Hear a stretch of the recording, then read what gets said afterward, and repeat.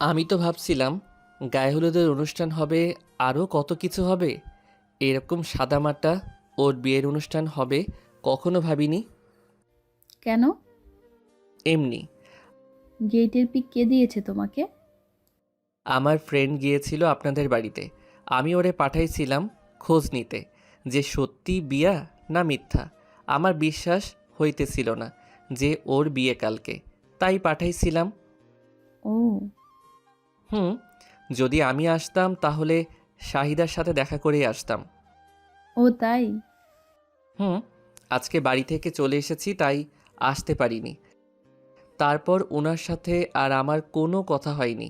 22/4/2024 রোজ সোমবার, আজ তার বিয়ে। সারাটা দিন মন খারাপ ছিল আমার।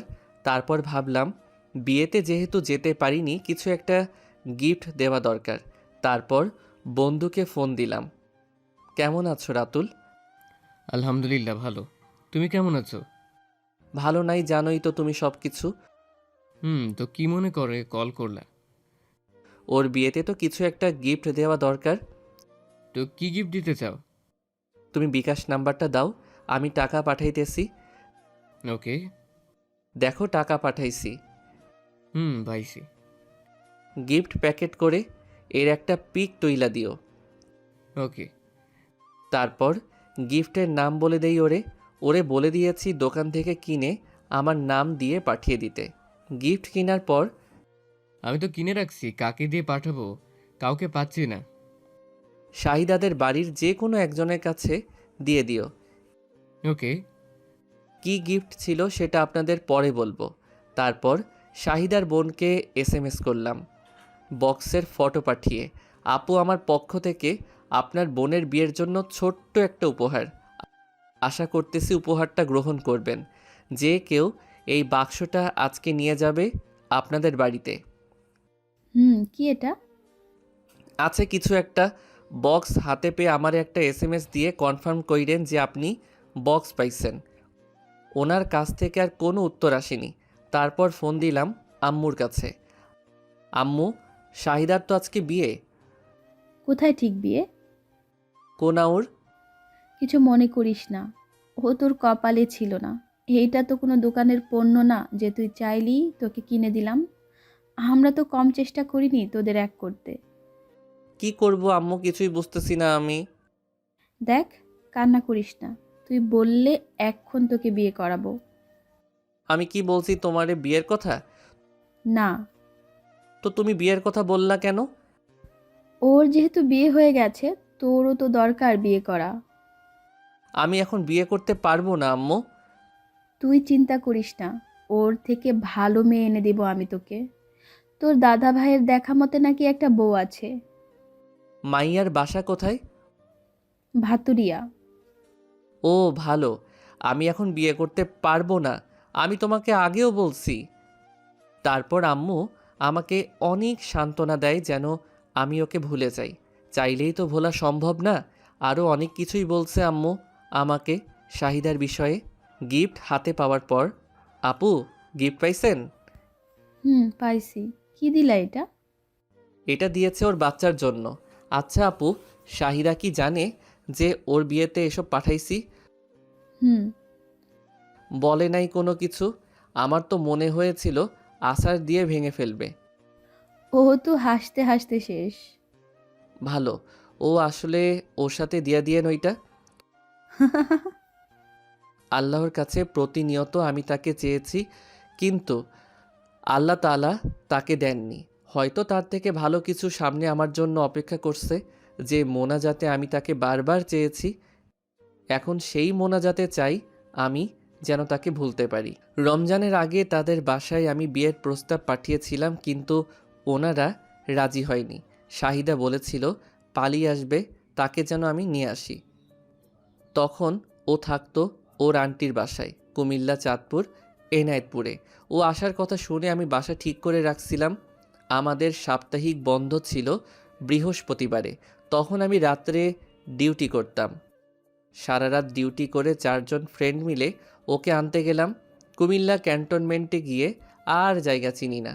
পরে গুগল ম্যাপ দেখে গেলাম ওর বাসার সামনে। ও আমার বাসার নাম বলেছিল তাই যেতে পারছি। ওর বাসার সামনে কিছুক্ষণ অপেক্ষার পর দেখি ও ছাদে আসছে। তখন ইশারা দিয়ে বললাম, তুমি কি যাবা না? শাহিদা ইশারাতে উত্তর দিল, আমি যাইতে পারবো না, আমার শরীর খারাপ, আপনি চলে যান, আমি পরে যাব। তখন আর কি মন খারাপ করে কিছুক্ষণ দাঁড়িয়ে রইলাম। তখন ওই এলাকার পোলাপান আমাদেরকে দেখে ফেলে। ওদের থেকে একজন এসে জিজ্ঞেস করে, এখানে কি চাই? আমি বললাম, আমাদের ফ্রেন্ডের সাথে দেখা করতে এসেছি, আমরা ওর বাসা চিনতে পারতেছি না, তাই এখানে দাঁড়িয়ে আছি। ও কি এই এলাকায় থাকে? হুম, এখানকার ঠিকানা দিছে। আচ্ছা, ওর পিক দেখাও আর ওরে কল দাও। ওর মোবাইল বন্ধ। এখানে বলে রাখা ভালো যে আমার একজন বড় ভাই থাকতো কুমিল্লার চাঁদপুর। তখন ওর পিক দেখাই, ভাগ্য ভালো ছিল ওদের মধ্যে একজন বড় ভাইয়ের পিক দেখে চিনতে পারে। আমাদের প্ল্যান ছিল আমরা ওখানে গিয়ে কোনো বিপদে পড়লে ওর কথা বলবো। পরে উনি বললেন, এ তো এখানে থাকে না। তখন আমি বললাম, তো এখান থেকে ওনার এখানে যেতে কত টাকা লাগবো? এখান থেকে 20 টাকা গাড়ি ভাড়া চাঁদপুর বাজারে। বাজারে গিয়ে শাহজালাল বেকারির কথা বললে দেখিয়ে দিবে। আচ্ছা ঠিক আছে, আমরা তাহলে যাই। ওইখান থেকে চলে এসেছি নাস্তা করতে, পেটে অনেক ক্ষুধা ছিল। নাস্তা করতে করতে হঠাৎ শাহিদার কল এলো। অনেক রাগ হইতেছিল তখন আমার। হঠাৎ করেই শাহিদার মামাতো বোনের কথা মনে পড়ে, তো ওরে টিকটকে মেসেজ দেই, হাই হাফসা, কেমন আছো? আলহামদুলিল্লাহ ভালো। আপনি কেমন আছেন ভাইয়া? এই তো আলহামদুলিল্লাহ ভালো। তো কি করো? কিছু করি না ভাইয়া, বসে আছি। আপনি কি করেন? আচ্ছা হাফসা, তোমার কাছে আমার একটা কথা জানার ছিল। কি কথা বলেন? আচ্ছা, শাহিদা কি আমাকে সত্যি ভালোবাসে না আমার সাথে অভিনয় করতেছে? আপু আপনাকে সত্যি সত্যি অনেক ভালোবাসে। যদি ভালোবাসতে তাহলে আমার সাথে আসলো না কেন? আপনি আপুকে আনতে গিয়েছিলেন নাকি? হুম, আজকে নিতে আসছিলাম তোমার আপুকে। তোমার আপু বলছিল নিতে আসতে। আমাদের সম্পর্ক তোমার আপুদের ফ্যামিলি মেনে নিবে না, তাই নিতে আসতে বলছিল। তো এখন আপু কি আপনার সাথে? না, তোমার আপু আমার সাথে আসে নাই। আপুর উচিত ছিল আপনার সাথে আসা। আপনি কি ফুপিদের বাসায় গিয়েছিলেন নাকি? হুম, হয়তো ফুপি দেখে ফেলেছে তাই আসতে পারেনি। হবে হয়তো। ভালো থেকো, আল্লাহ হাফেজ। আল্লাহ হাফেজ। তারপর শাহিদার রাতে আমারে মেসেজ দিয়েছে, কেমন আছো? যেমনটা তুমি রাখছো। আচ্ছা, আসোনি কেন আমার সাথে? আমার শরীর খারাপ, বললাম তো তোমারে। ও আচ্ছা, আমার সাথে আসলে কি আমি ওষুধ কিনে দিতাম না? দিতেন, কিন্তু আমার সমস্যা হতো। কি সমস্যা বলবা তো তুমি? না, আপনাকে বলতে পারবো না, আমার শরম করে। ও আচ্ছা, তাই? নিশ্চয়ই তোমার পিরিয়ড হয়েছে। হুম, কিন্তু আপনি কিভাবে বুঝলেন? তোমার কথা শুনেই বুঝতে পারছি আমি। তো ভালো থাকেন, আল্লাহ হাফেজ। ঘুমিয়ে পড়বো এখন আমি। আচ্ছা, ভালো থেকো, আল্লাহ হাফেজ। এরপর থেকে প্রতিদিন রাতে টুকটাক এসএমএস হতো। হঠাৎ করে শাহিদা একদিন আমাকে বলতেছে, আপনি আমারে ভুলে যান, আমার থেকে সুন্দর মেয়ে পাবেন। কেন এখন এই কথা বলতেছো কেন এখন তুমি? আমি তোমার থেকে সুন্দর চাই না, আমার তোমাকেই চাই। আপনি আমাকে ভুলে যান, আপনার সাথে ব্রেকআপ। ব্যাকআপ করলা কেন সেটা তো বলো। আমি বলতে পারবো না বলছি। ব্রেকআপ তো ব্রেকআপ। এরপরে আমারে ব্লক দিয়ে দেয় ইমোতে। 1 মাসের মতো ওর সাথে কোনো কথা হয়নি। তারপর হঠাৎ একদিন রাতে আমাকে মেসেঞ্জারে নক দিছে আর দিয়ে বলতেছে, আমি আপনার কাছে চলে আসব, আপনি এসে আমাকে নিয়ে যান। কে আপনি? চিনলাম না তো। আমি তোমার বউ, শাহিদা। ও আচ্ছা, তো আমি বিয়ে করলাম কখন তোমাকে? বিয়ে করছো না তো করবা, সমস্যা কি? হুম, ওই দিন তো আমার সাথে ব্যাকআপ করে ব্লক দিয়ে দিছিলা। আরে এমনি আপনার সাথে ব্রেকআপ করছি। ও আচ্ছা, ভালো। তুমি কি কুমিল্লা ক্যান্টনমেন্ট আসতে পারবা? কুমিল্লা ক্যান্টনমেন্ট আসলে ওইখান থেকে আমি তোমাকে নিয়ে আসবো। না, আমি আসতে পারবো না, আপনি বাসার নিচে আসেন তাহলে আমি যাব। সরি, প্রথমবার আসেননি, দ্বিতীয়বার যে আসবেন এটার বিশ্বাস কি? না, সাথে কিছু করার নাই। হুম, আমি ওইখানে গিয়ে মাইর খাইতে চাই না। ভালো থাকেন, ঘুমিয়ে পড়বো এখন। ওকে, আমি এই রমজানে চট্টগ্রাম চলে যাব। তখন চাইলেও তুমি আসতে পারবা না। আমি কুমিল্লা ক্যান্টনমেন্টে আসতে পারবো না। না, আসলে ওইখানে গিয়ে আমিও তোমাকে আনতে পারবো না। ভালো থেকো তুমি। এরপর চলে আসে মাহে রমজান। আমিও চলে গেছি চট্টগ্রাম। এই 25 রোজায় শাহিদা আমাকে কল দিয়ে বলতেছে, কেমন আছো? আলহামদুলিল্লাহ, তুমি? ভালো। আপনি ঈদে বাড়িতে যাবেন না? না, কেন? তুমি বাড়িতে যাবা কবে? ঈদের 2 দিন আগে আপনি বাড়িতে আসেন। বাড়িতে আসলে আপনার সাথে আমি চলে যাব। আচ্ছা ঠিক আছে, আমি বাড়িতে আসব। এই বলে আমি কল রেখে দিলাম। ঈদে বাড়িতে আসলাম, ওর কলের অপেক্ষায় ছিলাম। কবে সে কল করবে? আমি তাকে কল করতে পারতাম না, কারণ সে ফোন ইউজ করতো না। ঈদের 3 দিন পর আমি চলে যাই চন্দ্রপুর আন্টির বাসায় বেড়ানোর জন্য।